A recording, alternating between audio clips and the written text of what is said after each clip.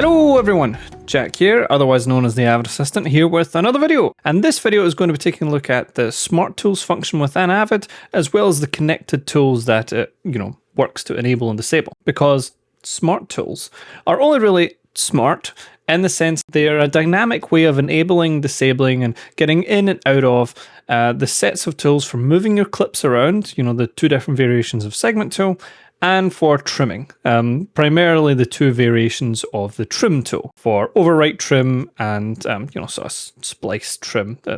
Can't quite remember the name of it, the yellow one. And by default, this Smart Tools function within Avid allows you a very dynamic way of getting in and out of these four tools, but it is highly customizable, and you can enable and disable each one of these tools individually. You can enable them, disable them as pairs, so like the segment tools or the trim tools. You can map a button to cycle through each different tool to get to the one you want, or you can use Avid's classic lassoing mode to get in and out of segment and trim mode. So we're going to take a look at all that and see how it all works and, demonstrate it in practice and, the usual way that these videos go. And if anything about the Smart Tools or the trimming or the segment mode isn't explained as well as you'd like and you still have questions at the end, please feel free to leave a comment and I'll get back to you just as soon as I can. Right, so before we get into our demonstrations here, let's have a bit more context, a bit of an explanation as to what these tools are that we're going to be using. So first off, let's talk about the two segment mode tools and what segment mode is in general. So segment mode is the mode you enable when you want to click and drag clips around, or filler. You can also move that around on your Avid timeline, or anything really on your Avid timeline. If you want to move anything, you'll need to enable segment mode. So you can move filler, you can move clips, you can just click and drag and move stuff around. It's great. And there's two primary variations on segment mode. For the purposes of this video, I'm always just going to be referring to them as the red one and the yellow one, since that's what I find much easier to remember. I did do the Avid certification course years ago, and they make you learn the proper names for them, but I've never known anyone to actually refer to them by those names. So I'll have them up on the screen if you want to know. But generally speaking, I'll just call them the red one and the yellow one. So the red one is for if you want to click and drag and move a clip around without affecting any other clips. This is probably the more non-destructive way, the more careful way of being a bit more surgical. It's primarily the only segment tool I'll use. I'll only use the yellow one sparingly, but I use the red one all the time.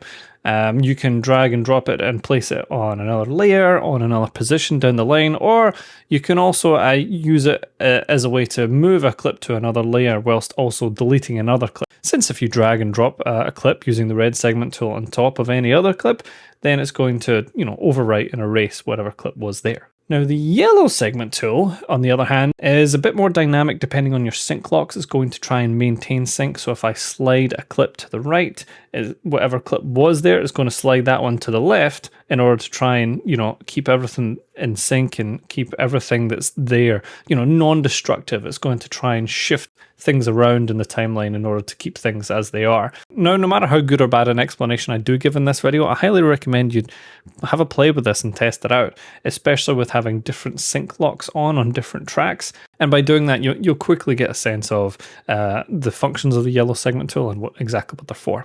And if you wish to select more than one clip with the segment mode, then just hold down the shift key while you do it, and you can select as many of them as you like, and then move those all as one group. Hunky dory. Now, the other tools that fall under the Smart Tools umbrella are your trimming tools. The very, very essential set of tools for any editor. If you're doing any trimming or, cutting, fine snipping, you're going to need the trimming tools. Unless, of course, you prefer to use marks and just mark the bit you don't want and then lift or overwrite it that way. But the trimming tools are probably the most common and well-known way to go about it, and that's what we're talking about in this video. So much like the segment mode tools, we have a red one and we have a yellow one. And these are colored more or less the same way because they provide more or less the same functions. Your red one is your more non-destructive one. This is for trimming along. You can overwrite trim over the next clip, but it will only let you go until the end of that one before you'll need to unclick out and then drag some more. You can trim back the way and fully erase a clip from the timeline using the red trim, whereas using the yellow trim, it's going to pull the whole timeline with it when you trim, the head or the tail of one clip. And depending on how many, tracks you have your sync lock on, it might pull a whole bunch of tracks worth on your timeline along with it in order to maintain that sync lock that you've ticked. Now there's also the double roller trim, which is, meeting in the middle and which has a bit of a purple color to it. And we'll get to that a bit later, but essentially what it is, it just allows you to roll a cut in both directions. Right, now that covers us for an introduction to your segment mode, your trimming tools, and the terminology of smart tools. So let's progress forward into some demonstrations, and we'll take a bit more of a finer look at using each one of them, as well as different ways to get in and out of these tools, including my personal preference, which we'll demonstrate along the way as well. So first off, I'm just going to create a new user here. I'm going to go Media Composer Default, and I'll just say Smart Tools, since I'll just keep this around for this video. Right, and then just give me a second to move all my windows back over to this monitor that's being recorded. Right, that's that done. So we've got a timeline open here, and the smart tools, you'll find them up here on the left, just above your timeline. And I've just created the new users, so they're currently set to the default as they will be when you first open your Avid. Now, one quick thing to note here is that I'm recording this on Avid version 2023.3.1. The smart tools have behaved like they are since the new version debuted in 2019.6, I believe. If you're on a 2018 version or earlier, your smart tools will be over here on the left of your timeline. There will be a little border around them, and clicking that border will enable and disable all of them, or you can click on each tool to enable them individually. But other than enabling and disabling them, they will work exactly the same in 2018 or all future versions. Just please note that distinction going forward if you are using an older version of Avid. Right, so what I'm going to do, just to make this nice and clear before we get started, is I'm just going to make my V1 track a good bit bigger, because I'll be doing my trimming and moving clips around on V1, and I'll make my audio a lot smaller. So in order to do that, I'm just going to select on my audio track, and I'll go Command K, and I'll just tap that a number of times, and then we got that nice and small. And then I'm going to enable my V1, and I'll do Command L. And tapping that will make that nice and large. And this is how you can configure and resize your timeline. And once you have it sort of set up the way you like, you can come down here and hit Save As. I'm just going to say, V1 big, nice and clear name. And then you can call upon that layout whenever you need it. These are called your timeline views. Nice and easy, clear name. And now if I zoom down on this shot, we'll get into demonstrating our smart tools. So you'll see here as I move the cursor along, it dynamically changes between those different tools. And the way this works is the following. If you're on the top half of a clip, it will be the red tool. And if you're on the bottom half of a clip, it'll be the yellow one. Now, if you're on the middle of the clip, it's going to default to using segment mode. So it's like you're trying to select the clip and move it. If you are near a transition or a cut point, it's going to change to trim mode. And when you're in trim mode, the same rule applies. Top half red, you're on the bottom half yellow. Now, this has been the case since smart tools were first introduced. It's not really the way that I like to work. I like to enable and disable the specific tools that I want to currently use as I need them, rather than this sort of dynamically shifting cursor all over the place, especially since I don't usually have my tracks this big, and if they're any smaller than this, then it can get a little bit finicky. So let me show you how to change these to just activate the specific tool that you want. So up here, this is in the newer UI, you'll find a button for segment mode and a button for trim type. Now, clicking these once will disable it entirely. So enable, disable. So now we have no segment mode at all. If I click over here, it's just going to enable the playhead, but I still have my trim tools if I come across to a cut point. And I can do the reverse of that by disabling trim type and having segment mode on. So I still have my segment mode, but no trim.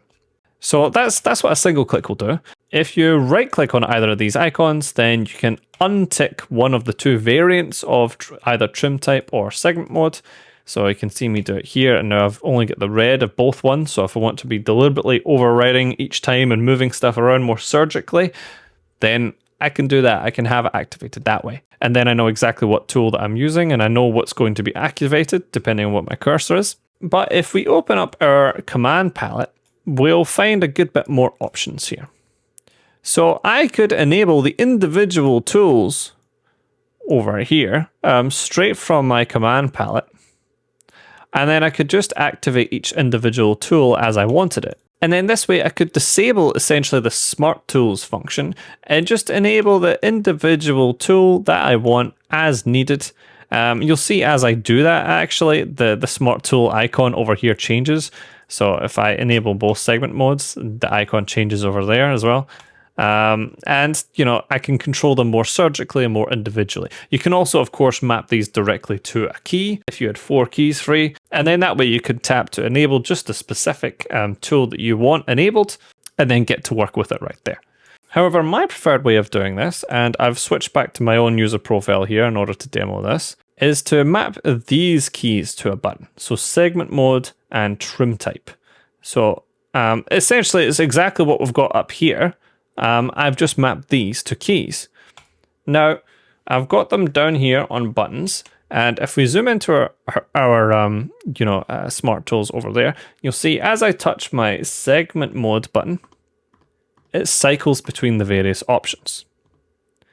And as I touch my trim type button, it cycles between the various trim options. And the reason why I prefer this is because it only takes up 2 keys instead of 4. I'd much prefer to use the keyboard rather than go and click tools. Most of the tools that are here I have on my keyboard. These are kind of just left over from the default Avid setting, or they've been mapped there for videos for demonstrating. I'd much rather have everything on my keyboard. But for me personally, I find that's the easiest way of getting to my segment mode and my trim type, depending on what task I'm trying to do and what it is that I actually need. It should be noted that you can also map this key here that's got the ST symbol in order to toggle on and off all of the smart tools at once, just like the old classic border on the old Avid 2018 versions. But I did mention earlier something called lassoing, which is a Avid specific function. I don't believe it is found in Adobe Premiere or Resolve or any other NLE. I think it is an Avid specific function that is well known, and I'll demonstrate that for you just now. What lassoing means is by clicking and dragging out from the background of the timeline, so say from over here, if I click and drag, you'll see you'll make a sort of like a box, and then you're going to affect whatever is inside that box. So say if I click and drag from here, and then I've entered segment mode, I've selected those clips, and then I could, move them, say, to the right. Or to the left. You'll see this can be a very quick way to enter segment mode on, one or more clips, since you can select essentially as many clips as you like, just whatever you can encompass in the box, you will, enable this way. Now, you'll notice here so far, I've always been clicking top left and dragging towards bottom right. I've always been going that diagonal direction, upper to lower. Now, if I was to do this in the opposite direction, watch what happens. This way we enter trim mode, not segment mode. So if I click top right to bottom left, I'm always going to enter trim mode over whatever cut points I've selected. And this isn't respecting necessarily what tracks you've got selected. It'll be whatever cut points are contained within the box.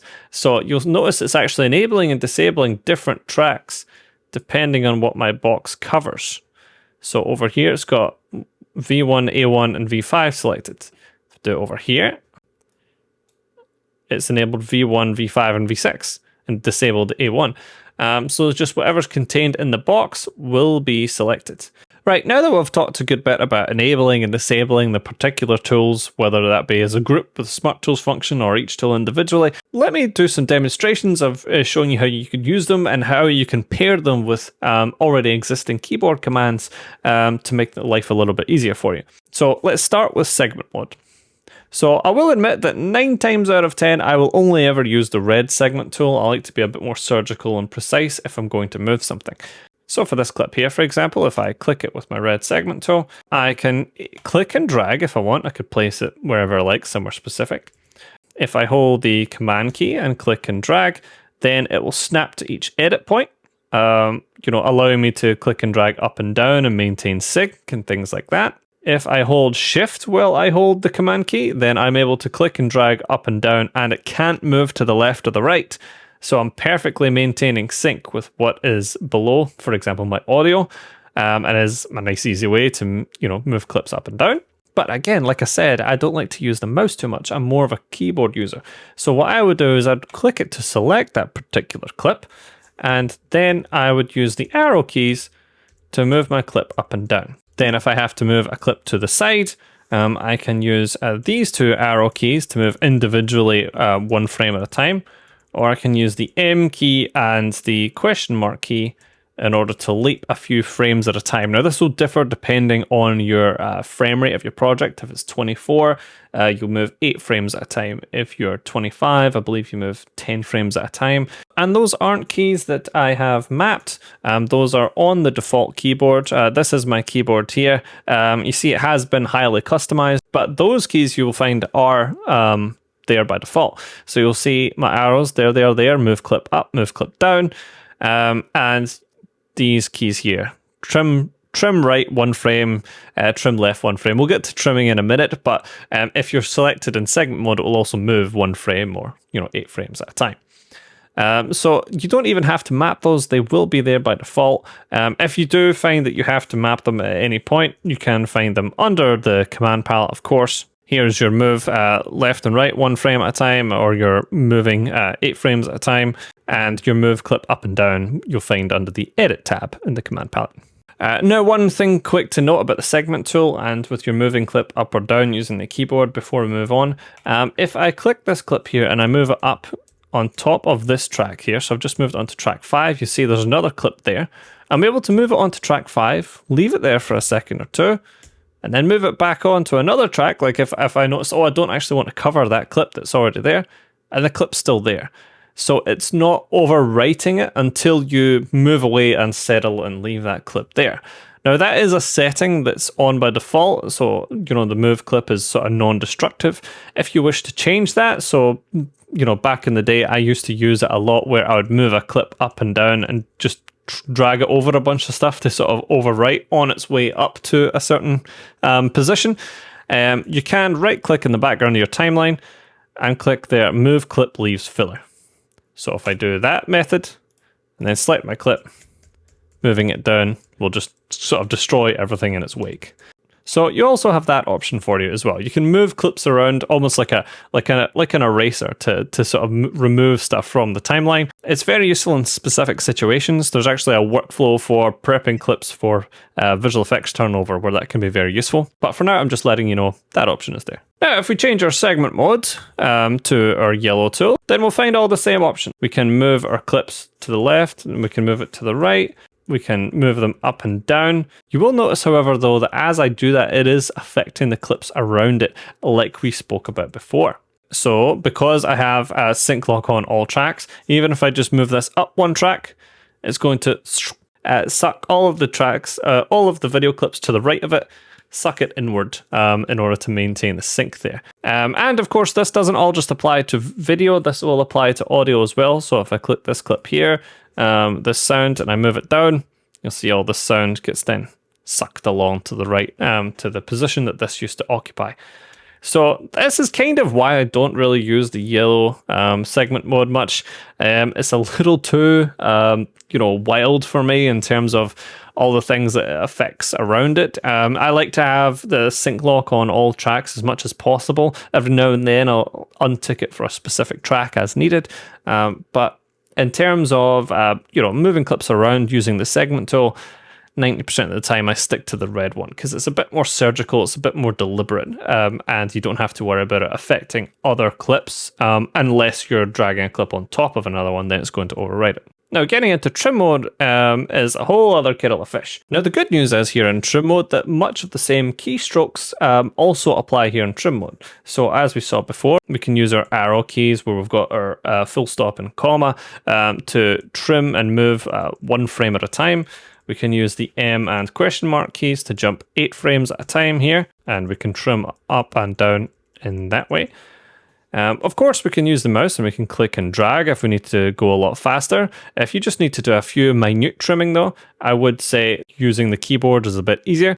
There is also another option whereby you can use the J, K, and L keys to play the clip backwards or forwards with trim mode enabled, and then it'll allow you to say use J to trim to the left, so J would normally be like rewind, and then I can get to the specific point I want, and then I'll just tap K, my pause key, to settle on that point, and then I could trim specifically to there. I find this particularly useful with the double roller trim enabled, which is this icon. You can enable this by clicking directly in the middle of the edit point, and then your source and record monitors will show you both sides of the trim.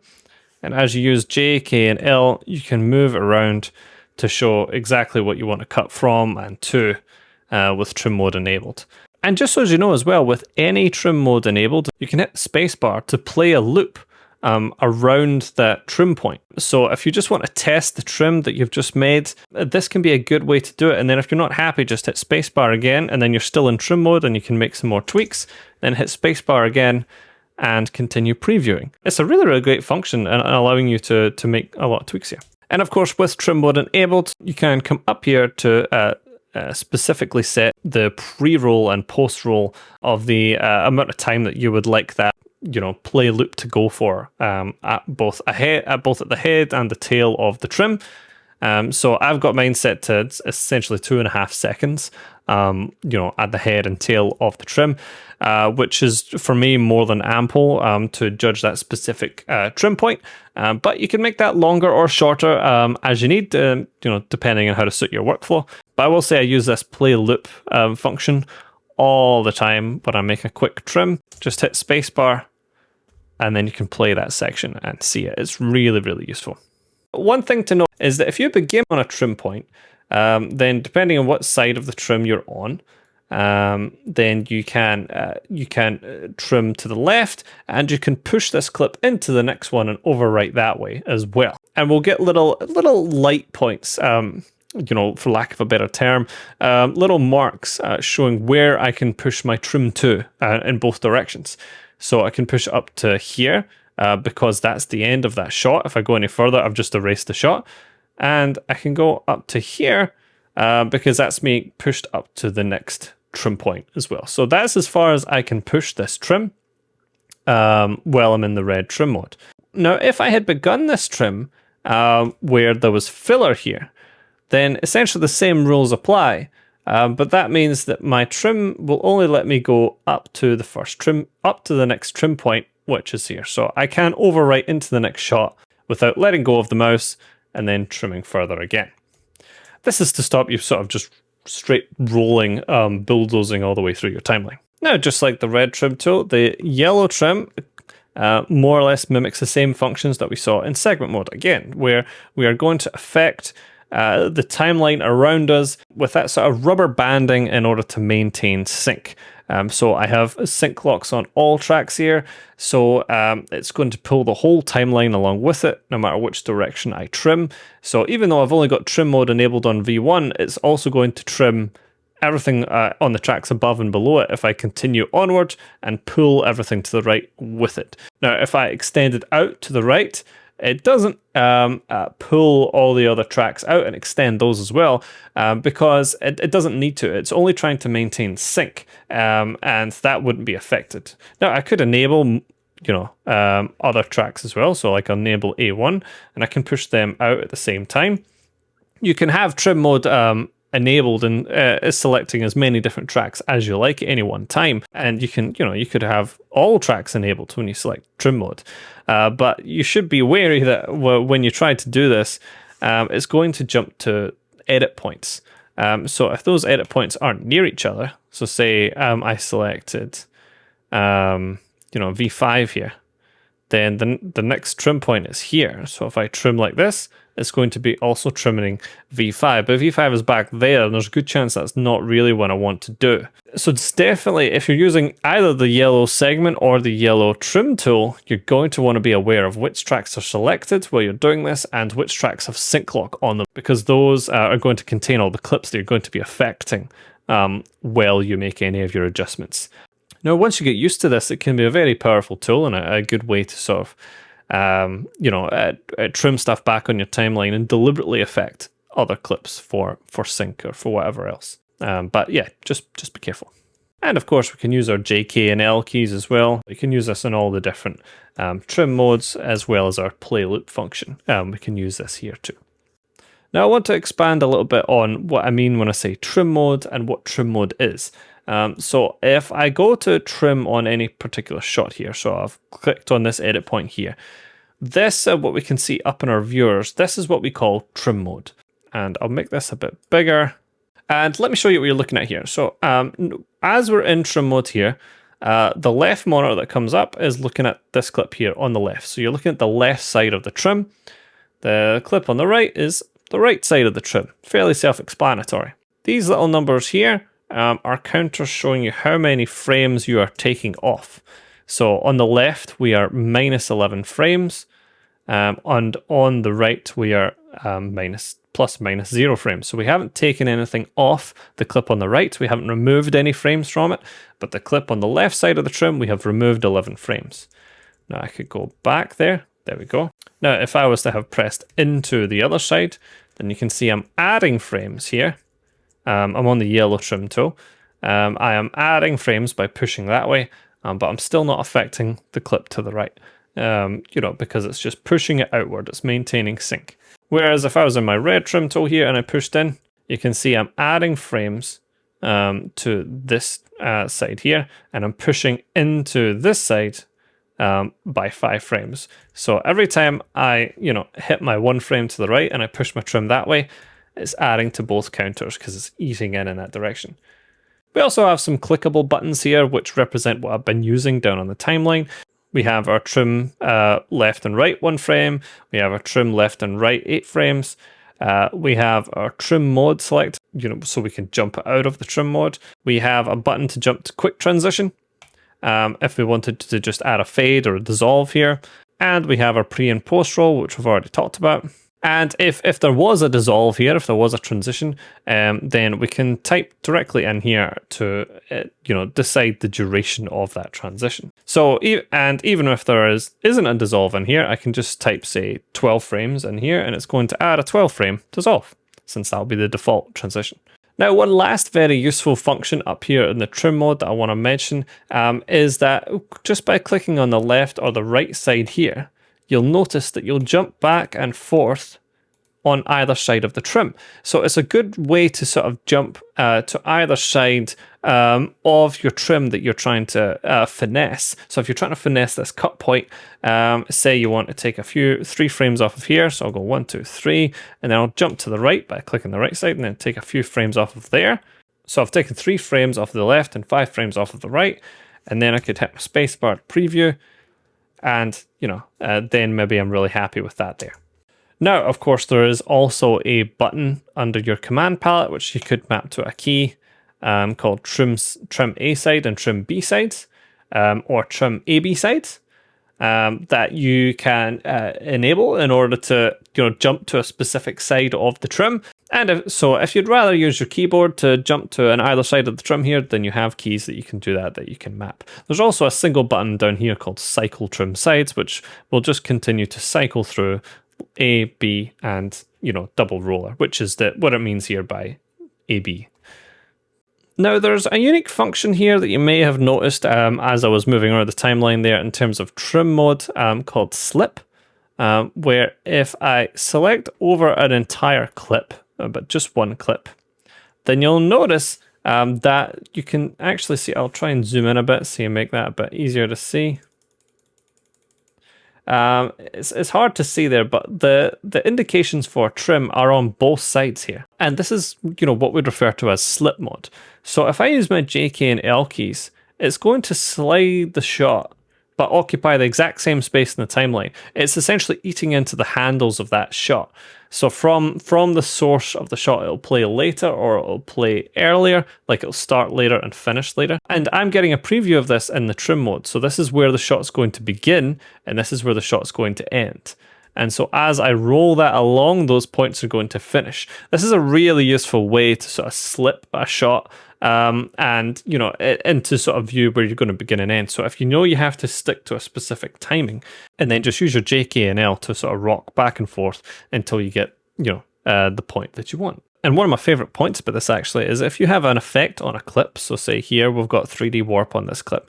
If I double click to step in here, then I can see the clip underneath here. You know, I've stepped in all the way so I can see the clip which is underneath the effect. And then if I click on one side of it with my trim mode on, and then do the same on the other side while holding the shift key, then I can enter slip mode on the shot underneath the effect. So now I can rock the shot earlier or later, but my effect will stay preserved. Whatever effects work I've done with my 3D warp or my color correction or whatever other effects I have stacked on there, even if it was a whole bunch of them, I can slip the source shot back and forth to start earlier or later, you know, and it's not going to affect any of my effects work. That'll just apply to whatever material is now present when I'm finished slipping back and forth. So that's a great function, very useful for when you've got, like green screen plates in the background and you need to tweak them. That's a really useful function. Now, one thing that I forgot to mention earlier, which is super basic, and I can't believe I didn't mention it right at the start, is that you don't have to use the smart tools with the cursor here or lasso to get in and out of trim mode. You can just click trim mode to jump straight into trim mode. There is a button. It is right here by default on your timeline and default settings called trim mode. You can map it to a key as well. And then with that map to a key, as soon as you're near an edit point and you hit trim mode, you're going to jump into trim mode, your playhead will jump to that edit point, and then you're in trim mode and you can start making trims. So if you had that map to a key and then you were near it and you click that button, and then you could just start clicking your buttons, your J, K, and L, or your trim left and right, 8 frames or 1 frame at a time to make more minute changes. And that would be sort of the quickest way to get in and out of your trim mode without using the mouse. If you're one of the many editors who will like to use the mouse as little as possible, that's probably your best bet, since you have your jump to next event, jump to previous event button to jump along the timeline, as well as having your J, K, and L to play in order to move your playhead up and down your timeline, and then just hitting trim mode. You can jump to any edit point anywhere you like on your timeline and start trimming away. Now, I dare say that there are things about trim mode that I have left out here. There is a whole lot that I could get into about how trim mode works, including how we don't even have to use trim mode to do trimming. We could just mark portions of a clip, and then we can either use the lift function or we can use the extract function in order to lift like this or extract like this. So one will just overwrite, get rid of it, leave filler in its place, and the other will zip that portion closed, while respecting your sync locks that you have across your tracks. That is a method that I use particularly often, since I like to be quite surgical and minute. I'll mark the portion I want to get rid of, and then it's gone. So there you go. That is the trimming tools, segment tools, and the smart tools function, which is essentially toggling them on and off in Avid Media Composer, offering you a variety of different ways to get in and out of those tools, to pull them up and to utilize them. There is a whole suite of different functions here. They are very robust and very, very useful. Once you get used to the feel of using them, of using the J, K, and L keys, you get accustomed to the way the yellow tool affects the other tracks. Then not only will you become much more comfortable in your timeline, but you'll become a much more confident editor in terms of making precision trims and editing. Since I've found these to be among the most efficient trimming tools in any NLE, it's one of the things that Avid really does have going for it, is its set of trim tools. But yeah, I hope that I've explained this well enough for you. I know I have a tendency of going off a little bit on a tangent, and I think I've recorded 4 videos in the last 3 days in between trying to do other stuff. So I'm going a little hard on video production at the moment, since I'm starting another major project in a couple of weeks. I'll be cutting a kids show where I'll be away from home a lot and won't have quite as much time to do this. So I'm trying to get stuck in. But hopefully you found this useful, and thank you very much for all of you for watching and for making it to the end. Especially a big thanks to our Patreon viewers and YouTube members. Really, really appreciate it, guys. I've got more exclusive content coming your way very soon. I've already thought out the next 1 or 2 of those videos, and I've just uploaded one earlier today. So there's plenty coming with regards to both exclusive content and more content for the YouTube channel. It is all kicking off. It's all coming. But in order to do that, I need to go get to work and editing this one. And that'll be me for the rest of the day. So I'm going to go, and I will see you guys in the next video. Thank you very much. Bye-bye.